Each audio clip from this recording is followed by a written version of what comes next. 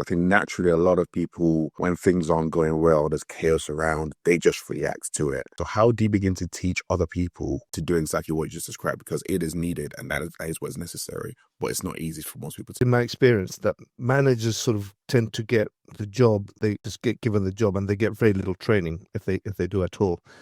And they don't get much in the way of practical training at it. But the way I say it is again is that there's some very easy things that you can do as a manager that will create good, loyal, high performance teams.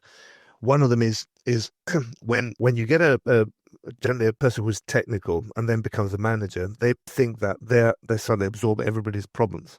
Should be the other way around. When you become a manager, yes, you have the experience and you have the wisdom and you have the all the scars from having made mistakes in the past. But ultimately, when somebody comes to you with a problem, first of all, ask them, reverse it and say, what would you do about this? Because there's a 90% chance that the person who comes to you with the problem has already got an idea of what the solution is. And is that person, because they will have been selected to be in that job and they're probably quite, reasonably good at that job, or they've got lots of motivation and so on, they would have thought about it.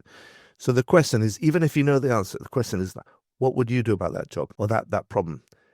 So there, what you're doing is several things. One of them is that first of all, you are immediately saying to the person with the problem, I believe that you have the capacity to be able to solve this.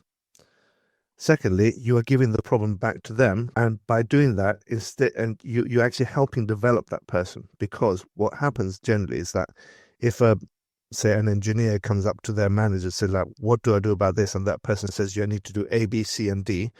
Yeah, you're giving the solution, but you're not allowing them to work it out. If you allow that person to work it out, they absorb the problem, they believe in it, it's now theirs, it's their responsibility. It's not, I've been given an instruction, I'm now responsible for something. I don't have to just go through a series of hoops and I need to go and solve this problem, and I don't want to let my boss or my team down.